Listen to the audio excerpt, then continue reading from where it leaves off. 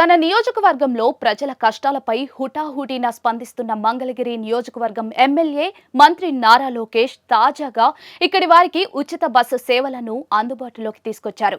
ఈ బస్సు అందరికీ ఉచితం కావడం గమనార్హం. అయితే ఇది లిమిటెడ్ ప్రాంతాల్లోనే ప్రజలకు సేవలు అందించనుంది. ఇలా 2 ఎలక్ట్రిక్ బస్సులను మంత్రి లోకేష్ తాజాగా సోమవారం సాయంత్రం జెండా ఊపి ప్రారంభించారు. ఈ బస్సుల రాకతో నియోజకవర్గం ప్రజలకే కాకుండా ఇక్కడున్న ఎయిమ్స్ పలు ముఖ్య ఆలయాలకు వచ్చే భక్తులు, రోగులకు కూడా మెరుగైన రవాణా సౌకర్యం ఏర్పడనుంది. మంగళగిరిలో కేంద్ర వైద్య సంస్థ అయిన ఎయిమ్స్ హాస్పిటల్ సహా ప్రముఖ దేవాలయం పానకాల లక్ష్మీ నరసింహస్వామి ఆలయం వంటివి ఉన్నాయి.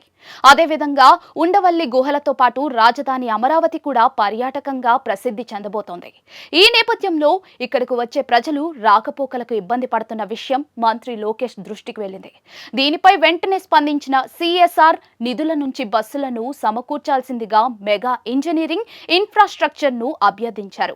లోకేష్ విజ్ఞప్తిపై సానుకూలంగా స్పందించిన సంస్థ 2.4 కోట్ల విలువైన 2 అత్యాధునిక ఒలెక్ట్రా ఎలక్ట్రిక్ బస్సులను అందజేసింది. ఈ బస్సుల్లో ఒకటి మంగళగిరి బస్టాండ్ నుంచి ఎన్ఆర్ఐ జంక్షన్ డీజీపీ ఆఫీస్ మీదుగా ఎయిమ్స్ కు నడుస్తుంది. మరొకటి మంగళగిరి బస్టాండ్ నుంచి ఎన్ఆర్ఐ జంక్షన్ మీదుగా పానకాల స్వామి గుడి వరకు నడుస్తుంది. ఎయిమ్స్ కు వెళ్లే బస్సు ఉదయం 6 గంటల నుంచి సాయంత్రం 6 గంటల వరకు, పానకాల స్వామి ఆలయానికి వెళ్లే బస్సు ఉదయం 7 నుంచి రాత్రి 8 గంటల వరకు ప్రయాణికులకు ఉచితంగా సేవలు అందిస్తుంది. ప్రతి బస్సు 18 మంది ప్రయాణికుల సామర్థ్యంతో నడుస్తుంది. అదేవిధంగా ఒక్కసారి ఛార్జింగ్ చేస్తే 150 కిలోమీటర్ల వరకు ప్రయాణిస్తుంది. ఈ బస్సులు digital instrument panels, electronic hydraulic power steering, real time vehicle tracking systems, reverse park assist systems వంటి అత్యాధునిక సౌకర్యాలు కలిగి ఉన్నాయి.